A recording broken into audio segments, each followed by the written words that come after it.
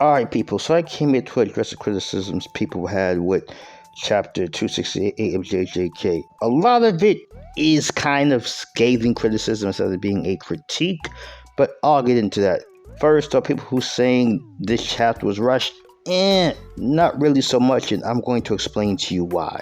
First off, in December 16th, 2023, Greg let me know he was ending the series within a year from that announcement. So, from December 17th up until the recent chapter, which was released last week, is 25 chapters he's been doing for over the span of almost 9 months. Point is, we knew he was going to wrap the chapter up within the year, and there would be some parts that were rushed. It was amazing Gege was able to wrap a neat bow tie around the plot holes as well as mysteries in JJK, all while now keeping a cohesive narrative which tied together and concluded a lot of the major plot points, including Sukuna's death, with the short timetable he had. That's an impressive feat for any author to pull off. Second, there are some fans having issues with the so-called anticlimactic defeat of Sukuna. One of the major devices in storytelling is irony. Sukuna's defeat is ironic because he is a man who was enthralled in hedonism and did whatever he wanted. The world literally revolved around him. The villains wanted his power. The heroes wanted him dead. He was the height of the Heian era, for goodness sake. And he thrived on that because that even fueled his hedonistic activities, just destroying whatever he wanted with no regard to human life whatsoever. And disrespected Yuji every sense of the word and fashion, hated this man, and mocked him in his lowest of lows.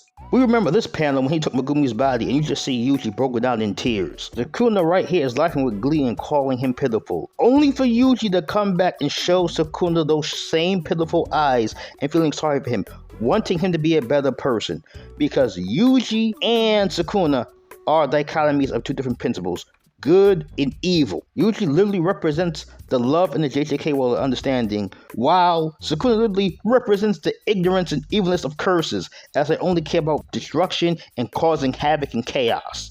They do not understand the human concept of compassion and love the way we do. So Yuji killing Sukuna with kindness and basically telling him, hey, you can be a part of me so we can make you a better person. It pretty much kills Sukuna on an emotional level, because throughout all his life, nobody has ever shown him pity. That's something he made sure to let Yuji know 2 chapters ago. So from a literary standpoint, Sukuna's defeat makes sense. Yes, it wasn't Flash or anything like that with a giant Chidori or a Bankai, but Sukuna was defeated. Not every final anime show on the island has to be flashy. Sometimes symbolism plays a part into it. Third of all, the Hikari versus the Urame fight. People like, it's rushed, that was terrible, we wanted to see it. Here's the thing with that I'm going to say.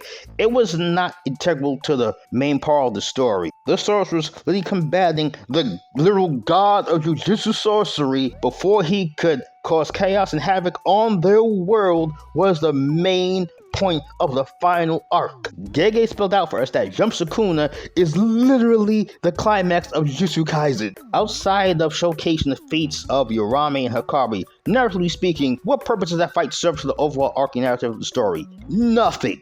I mean, I would have loved to see it, but I have to be honest, it pretty much would have served nothing to the story. It would have been a good feat comparison for Hikari if he would have won. And there's some minor complaints about Megumi being fine after being hit with a limited void while Sukuna possesses his body. This is literally the same manga where Yuji came back to life a couple of hours after dying.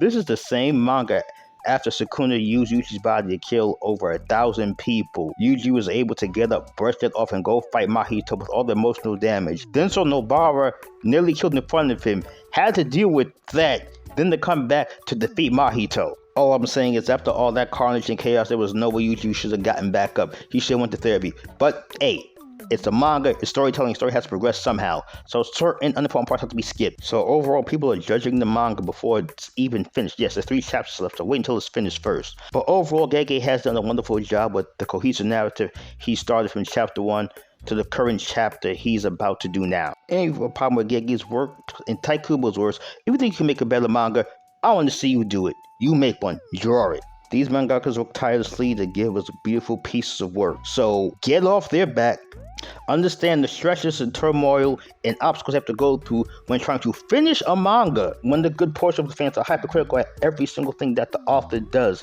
that they don't like. It's the author's story, not ours. So at the end of the day, let's appreciate Jujutsu Kaisen for the kind of story it is.